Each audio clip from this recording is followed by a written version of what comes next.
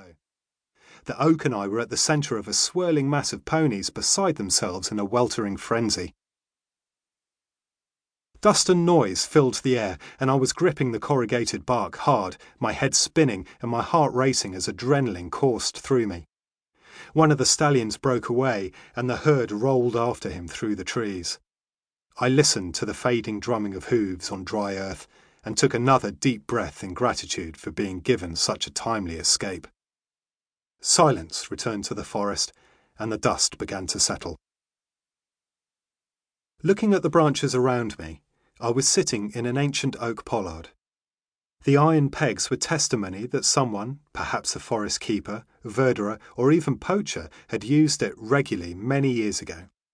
Perhaps it had been a lookout or a place to hide long before I had sought refuge there myself. The wide horizontal branches stretched away from me to curl up like the giant fingers of an enormous cupped hand. I slid back into the centre of its protective palm and waited for my heart to slow. After a while, the small herd of fallow deer I had been following emerged from the trees, carefully picking their way through the churned-up leaf litter to pass beneath me in the wake of the ponies.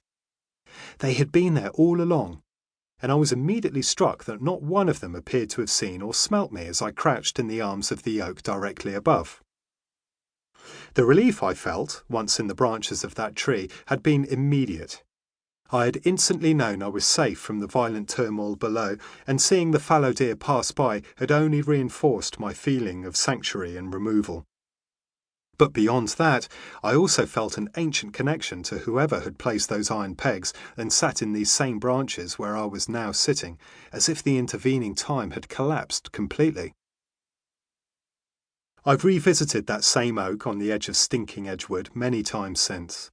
Those iron pegs are a tangible reminder that trees inhabit a different timescale to us, and that the life of one tree can easily span dozens of human generations.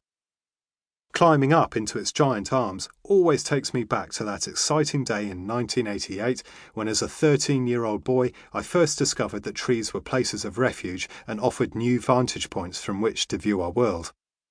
Even now, almost 30 years later, I still find myself puzzling over the way it had just happened to be there for me, in the right place at the right time, when I had needed it most.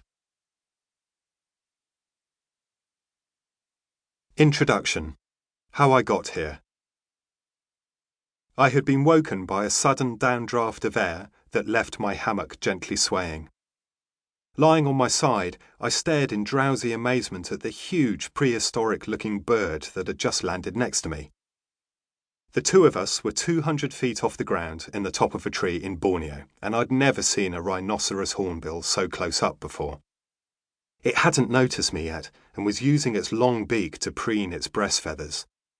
A huge, colourful casque curled up from the top of its head like a flamboyant Turkish slipper, fiery reds and yellows glowing brightly in the half-light of dawn.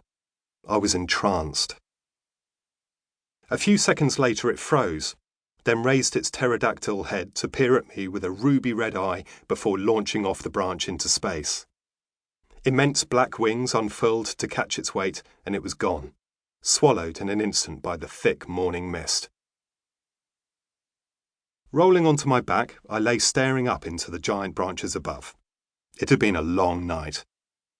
The sweat from yesterday's climb had long since congealed into a clammy grime all over me. My clothes were dank, gritty, and torn, and my skin crawled with biting ants.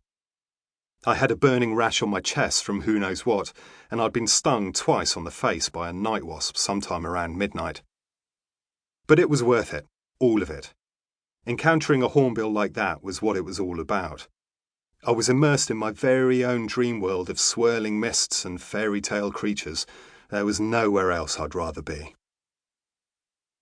The sun hadn't yet risen, and I was cold for the first time since arriving in Borneo, a welcome change from the usual stifling heat of the rainforest. Sunrise couldn't be far off, but for now I was happy to lie back and watch the individual droplets of water drift past. They swirled in the visible currents of air, condensing as shiny beads on the metal of my climbing gear. I had slept in my safety harness attached to a rope, my only direct link to the other world far below. Yesterday's climb had been nothing.